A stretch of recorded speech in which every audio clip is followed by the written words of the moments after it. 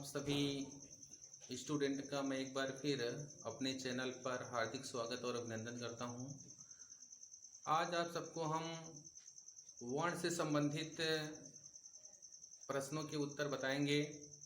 आप लोग ध्यान से वीडियो को देखें और समझें। जो भी प्रश्न आपके समझ में ना आए उसे कमेंट में लिखिए। आपके कमेंट का उत्तर हम अगले वीडियो में देंगे। तो सबसे पहले आज हम आप सभी को वर्ण के विषय में बताएंगे कि वर्ण किसे कहते हैं। उसके बाद वर्ण से संबंधित और भी चीज़ें आप सबको बताई जाएंगी। आप ध्यानपूर्वक हमारी वीडियो को देखें और समझें। तो सबसे पहले हम आपको वर्ण बताते हैं किसे कहते हैं। हेडिंग लिखते हैं वर्ण।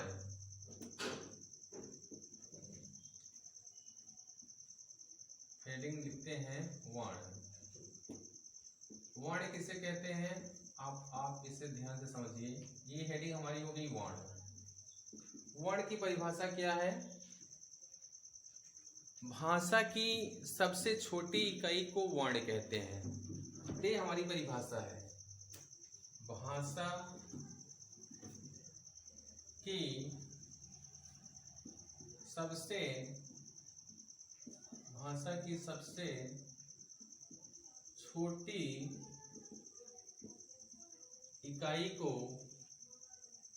भाषा की सबसे छोटी इकाई को वर्ण कहते हैं। वर्ण कहते हैं। ये हमारी वर्ण की परिभाषा है कि भाषा की सबसे छोटी इकाई को वर्ण कहते हैं और वर्ण को ही ध्वनि कहते हैं। तो इसको भी हम लिख देते हैं ताकि आप सबके समझ में आ जाए ध्वनि क्या है। वर्ण का दूसरा नाम ध्वनि है। इसे हम लिख सकते हैं वर्ण को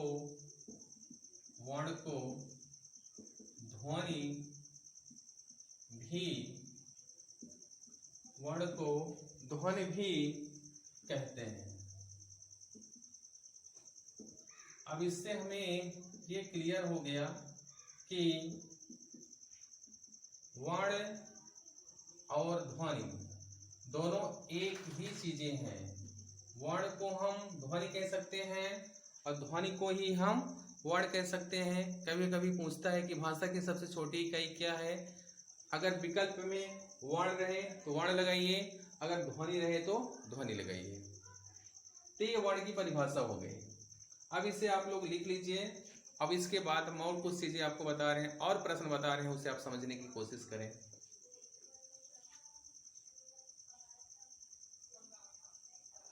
हेडिंग लिखते हैं स्वर।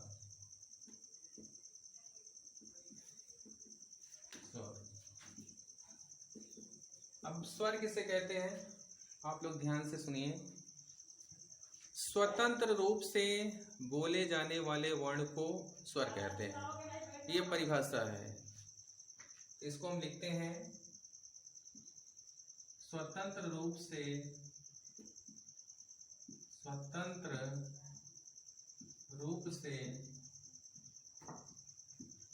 बोले जाने वाले वर्ण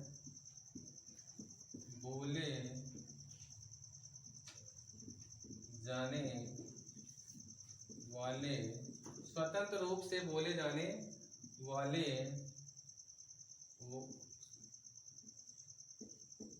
वर्ण स्वर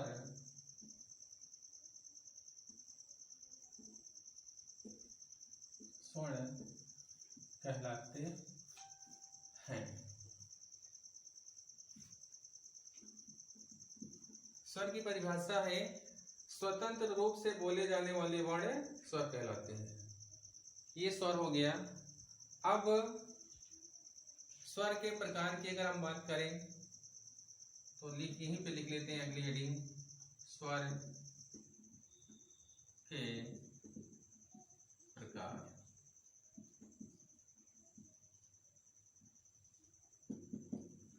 इसका मतलब ये होता है कि स्वर कितने प्रकार के होते हैं। तो आप लोग थोड़ा सा ध्यान दें। हिंदी में स्वर मुख्य रूप से 11 प्रकार के होते हैं और टोटल स्वर की संख्या 13 होती है। लेकिन यहाँ पर इम्पोर्टेंट बात यह है कि अगर प्रश्न में कोई पूछता है कि हिंदी में कितने स्वर होते हैं तो आप उसका उत्तर दीजिए कि 11। अगर कोई पूछता है कि कुल कितने स्वर होते हैं तो आप बताइए 13। वो कौन कौन से हैं? 11 के बाद अन और आह, ये दोनों भी स्वर आते हैं लेकिन ये संस्कृत के अंतर्गत आते हैं। तो वो अन और आह ये अयोगवाह के अंतर्गत आते हैं, अयोगवाह वाणी से कहा जाता है। तो कुल मिलाकर के 13 स्वर होते हैं, लेकिन हिंदी में बात करें तो 11। तो वो चीज़ें हम आपको बता दे रहे हैं, आप इसे अपने कॉपी पे नोट कर लें। स्वर के प्रकार हेडिंग तो लिखेंगे क्या? हिंदी में कुल 11 स्वर होते हैं। 11 स्वर होते हैं। अच्छा, प्रश्न ये होता है कि कौन कौन से हैं, उसको भी हम लिख देते हैं जिससे कि आपका कोई भी कंफ्यूजन ना रहे। छोटा आ, बड़ा आ, छोटी ई, बड़ी ई, छोटा ऊ, बड़ा ऊ, री, ए, आए, ओ, आओ। अब आप देख लीजिए 1 2, यहाँ पे लिख देते हैं 1 2 3 4 5 6 7 8 9 10 11। तो ये आपकी 11 स्वर हुई है। अब जहां तक अन और आ की बात है, इसको भी हम लिख देते हैं ताकि कोई दिक्कत ना हो। अन और आह ये भी स्वर आते हैं लेकिन ये संस्कृत के स्वर कहे जाते हैं। तो इसको मिलाकर के 11 1 12 और 12 1 13, तो ये 13 हो गए। लेकिन ये दोनों अयोग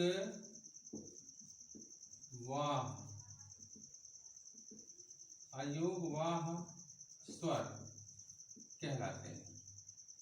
ध्यान देने वाली ये इंपॉर्टेंट क्वेश्चन है, कहलाते हैं। कभी कभी पूछा जाता है कि अयोगवाह स्वर कौन कौन से हैं, तो आप ये लिखिए अन और आह, अयोगवाह स्वर कहलाते हैं। तो हिंदी में कुल स्वर कितने हैं? हिंदी में कुल स्वर कितने हैं? 13। हिंदी में कुल स्वर,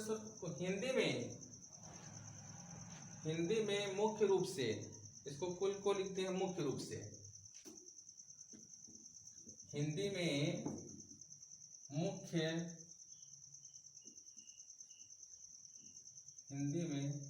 मुख्य 11 स्वर होते हैं। लेकिन अगर कुल स्वर की बात करें तो कितना होता है? 11 के बाद 12 और 13 होते हैं। तो यहां लिख देते हैं कुल स्वरों की संख्या बराबर 13। अगर कुल स्वर पूछे तो आप बताइए 13। हिंदी में मुख्य रूप से कितने स्वर होते हैं तो आप बताइए 11। ये दोनों याद रखिएगा। हिंदी में पूछता है कुल कितने स्वर होते हैं तो 13। अगर कुल स्वर पूछते हैं तो हिंदी में कुल कितने स्वर होते हैं तो बताइए 11। और कुल कितने स्वर होते हैं? 13। हिंदी के कौन से स्वर हैं तो बताइए? छोटा बड़ा छोटी बड़ी छोटा वो बड़ा वो, री, ए, आए, ओ, आओ। और अन और आ ये संस्कृत के स्वर हैं, इसे अयोगवाह स्वर कहते हैं। तो यहाँ तक तो हमारी बात पूरी हुई। अब आगे इसे हम मिटा रहे हैं, आप लोग इसे एक बार लिख लें, इसके बाद फिर हम मिटाएं। अगर आपको कोई दिक्कत होती हो तो आप हमें बताइए। अगर लिखने में कोई दिक्कत होती हो कि आप लोग को कम समझ में आता हो, हम उसके सामने हो जाते हो, तो ये भी आप कमेंट में जरूर लिखिएगा। अब आप स्वर की जानकारी के बाद व्यंजन के पास हम आपको ले चलते हैं, आप व्यंजन के बारे में समझें। हाँ, अभी कुछ चीज और बता देते हैं स्वर में कि हास्य स्वर और दीर्घ स्वर कितने होते हैं। तो यहां तक आप लिखे हैं, हास्य स्वर कौन कहलाते हैं? हास्य स्वर, हास्य माने होता है छोटा, हाँ, हास्य स्वर। हास्य स्वर कितने हैं? तो आप लिखिएगा 4। छोटा, और कौन है? छोटी ई, और कौन है? छोटा ओ, और कौन है? रे। हास्य स्वर बराबर छोटा, छोटी, छोटा ऊ और रे। अब इनकी संख्या कितनी हो गई? 4। अब यहीं पे हम समझ लेते हैं दीर्घ स्वर कितने हैं। दीर्घ स्वर कौन कौन से हैं?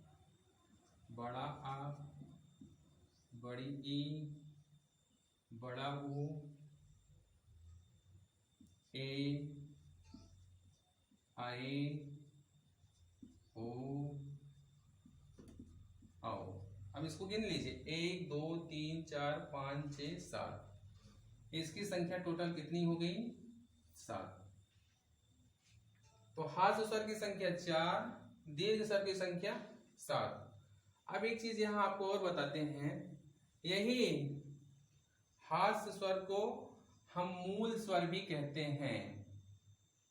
तो यहां बगल में लिख देते हैं, ये हमारे मूल स्वर कहलाते हैं। मूल स्वर, ध्यान दीजिए, हास्य स्वर कितने हैं? 4। और इन्हीं हास्य स्वर को ही हम क्या बोलते हैं? मूल स्वर। दीर्घ स्वर कितने हैं? 7। कौन कौन से हैं?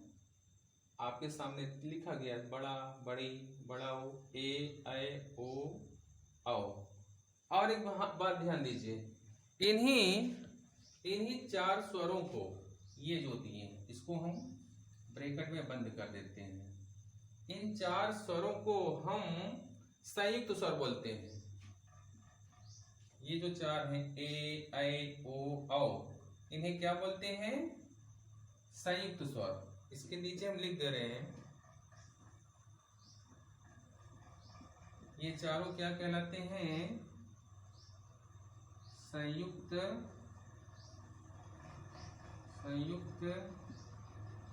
स्वर। संयुक्त स्वर की संख्या कितनी होती है? 4। कौन कौन से हैं? तो आप लिखिएगा ए, ऐ, ओ, औ।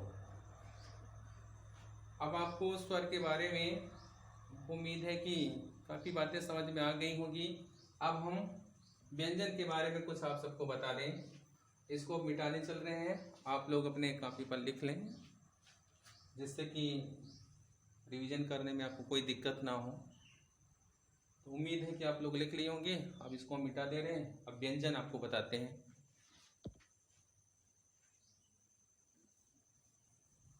हेडिंग लिखेंगे व्यंजन।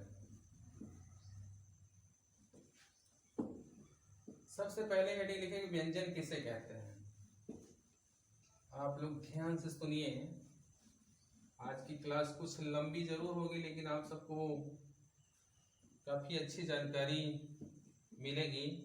आप लोग ध्यानपूर्वक धैर्य बना करके देखते रहें, आप सबको निश्चित रूप से आने वाले समय में ये फायदा आपको देगा। हेडिंग है व्यंजन, तो आप हेडिंग लिखिए व्यंजन। अब व्यंजन किसे कहते हैं, प्रश्न यहीं से शुरू होता है। जैसे स्वर किसे कहते हैं, वैसे व्यंजन किसे कहते हैं।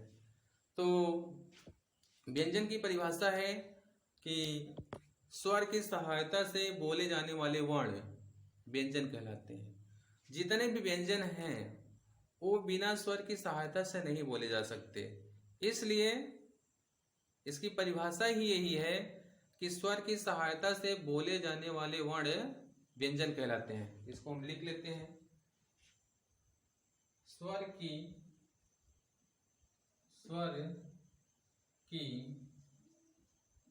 सहायता से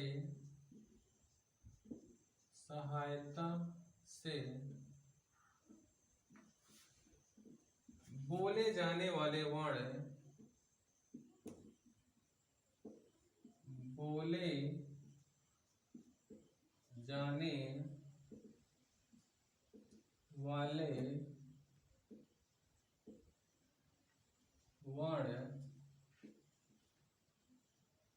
व्यंजन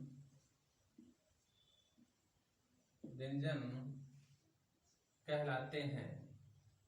स्वर की सहायता से बोले जाने वाले वर्ण व्यंजन कहलाते हैं। ये हमारी परिभाषा है। ध्यान दीजिए, आप लोग नोट भी करते चलिए, समझते चलिए, साथ में नोट करते चलिए। स्वर की सहायता से बोले जाने वाले वर्ण व्यंजन कहलाते हैं। अब व्यंजन की संख्या कितनी होती है इसको आप लोग समझें और ध्यान से समझें। तो जैसे मुख्य रूप से स्वर 11 होते हैं, वैसे इसमें भी एक प्रश्न आता है, मुख्य रूप से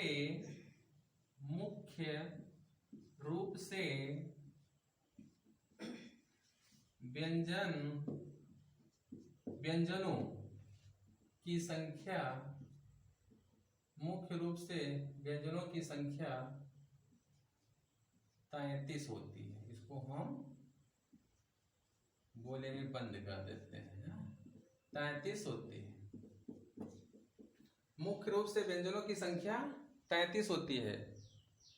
लेकिन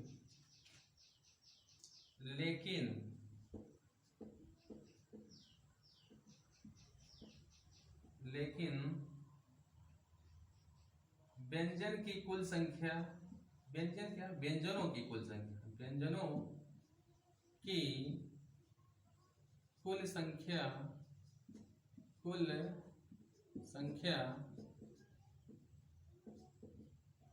संख्या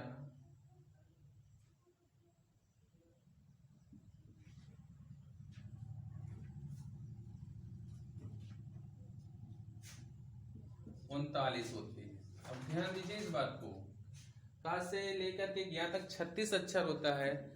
अब तो आप सब समझते होंगे कि 39 से कहाँ हुआ, उसको भी हम बता देते हैं। 36 तो आप लोग समझ ही रहे हैं, और जो 3 और हैं उसको हम बता दे रहे हैं। देखिए, एक है ढा के नीचे बिंदी रहती है, और एक है डा के नीचे बिंदी होती है। तो ये हो गया। और तीसरा कौन है, आप लोग लिखते हैं श्रीमान, उषा है। तो ये 3 मिला करके, यानी कि आपका 36 का से ज्ञा तक हो गया 36 अक्षर, और प्लस ये 3 और, तो 36 प्लस 3, 36 तो का से ज्ञा तक होते हैं, और 36 में आप ये 3 जोड़ दीजिए, ढा डा ढा औसरा, तो कितने हो गए 39। तो हमको लगता है कि 39 कैसे संख्या हुई, ये आपके समझ में आ गया है। अब आगे और बताते हैं। आगे आप लोग और समझिए, जो मुख्य व्यंजन की संख्या 33 है, इसको अभी नहीं बताए हैं, ये भी आप लोग समझ लीजिए। अब देखिए, का वर्ग के अंतर्गत कौन कौन से अक्षर आते हैं, पहले इसको आप लोग समझ लीजिए। का, खा, गा, घा, अंगा। अब आता है च वर्ग। च वर्ग के अंतर्गत आता है च, छ, ज, झ, इया। अब आता है टा वर्ग। टा वर्ग के अंतर्गत आता है टा, ठा, डा, ढा, आड़ा। अब आता है ता वर्ग। ता वर्ग के अंतर्गत कौन कौन से अक्षर आते हैं, ता, था, दा, धा, ना। अब है पा वर्ग। ध्यान दीजिएगा, आपको बहुत अच्छी जानकारी दी जाएगी, आप लोग धैर्य बनाए रखिए। पा वर्ग के अंतर्गत आता है पा, फा, बा, भा, मा। अब ये आप जोड़िए, 5 5 10 5 15 5 20 5 25। और देखिए एक होता है अंतस्थ वर्ण, अंतस्थ वर्ण। ये कौन कौन से हैं? तो या, रा, ला, वा, ये अंतस्थ वर्ण कहलाते हैं। और एक है ऊष्म वर्ण, ऊष्म वर्ण। इसके अंतर्गत कौन कौन से अक्षर आते हैं?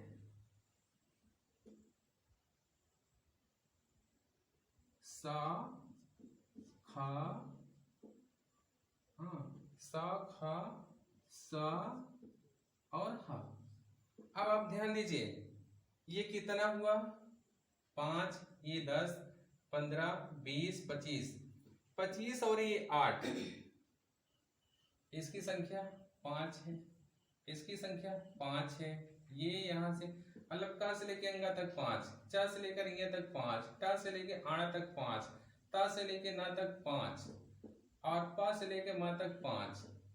और ये यार अलावा ये है 4, सा खा सा हा ये है 4। अब यही सारे जोड़ लो, 5 5 10 5 15 5 20 5 25, 4 29 और 4 33। ये आपके मुख्य स्वर है जो यहाँ पे लिखे थे। अब हमें लगता है कि आपकी समझ में आ गया होगा कि मुख्य स्वर 33 होते हैं और कुल 39 होते हैं। और मुख्य रूप से स्वर, ये व्यंजन की बात हो रही है, मुख्य रूप से व्यंजन कितने होते हैं? 33। टोटल कितने होते हैं? 39। और स्वर मुख्य रूप से कितने होते हैं? 11। और टोटल कितने होते हैं? 13। यहां तक बात समझ में आई। अब थोड़ा सा यहीं पर एक शब्द और समझ लेते हैं हम। ये जो का वर्ग होते हैं, अगर इसको हम देखें तो इसका उच्चारण स्थान कंठ कहलाता है। ध्यान दीजिएगा, का वर्ग का उच्चारण स्थान कहां से होता है? कंठ से।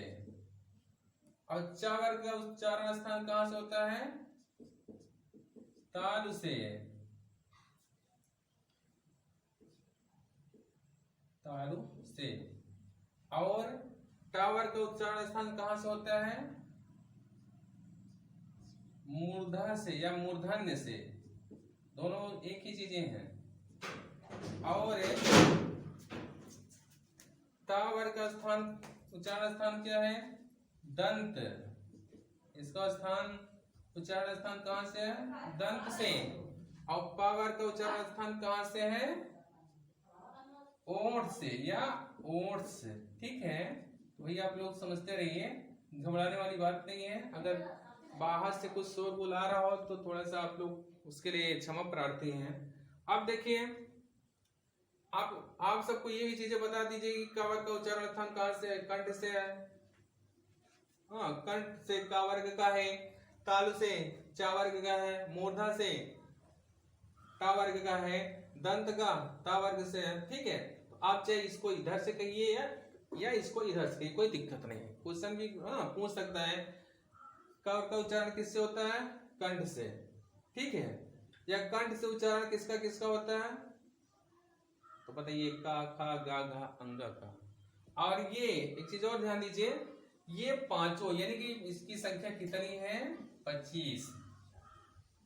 ये 25 जो अक्षर हैं ये स्पर्श व्यंजन कहलाते हैं। ध्यान दीजिएगा, स्पर्श व्यंजन। अगर कोई पूछे स्पर्श व्यंजनों की संख्या कितनी है, आप बताइएगा 25। अगर पूछता है कि कौन कौन, बता दीजिए। का वर्ग, चा वर्ग, टा वर्ग, ता वर्ग और पा वर्ग। इसके अंतर 5 अक्षर आ रहे हैं, आप लोग सामने देख रहे हैं। 5 5 10 5 15 5 20। स्पर्श व्यंजन की संख्या 25। तो यहां तक हमें समझ में हमें लग रहा है कि आपके समझ में आ गया।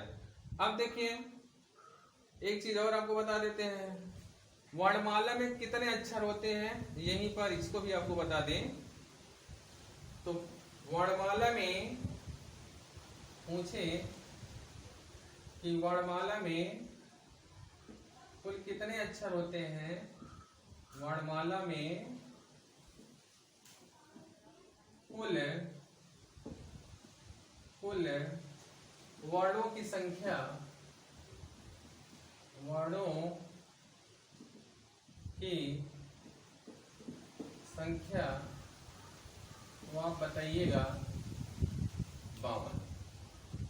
अब ये 52 कहां से हुई, तो अभी आपको बताएं क्या कि कुल स्वर कितने होते हैं, इसके पहले बताए हैं। जो इसके पहले आपको स्वर बताया जा रहा था उसमें बताया गया है।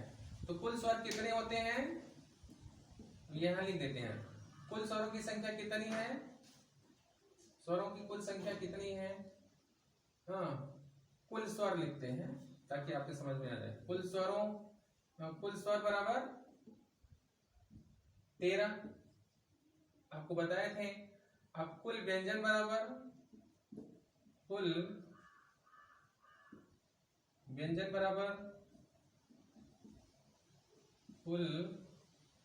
बराबर ये लिखे हैं 39।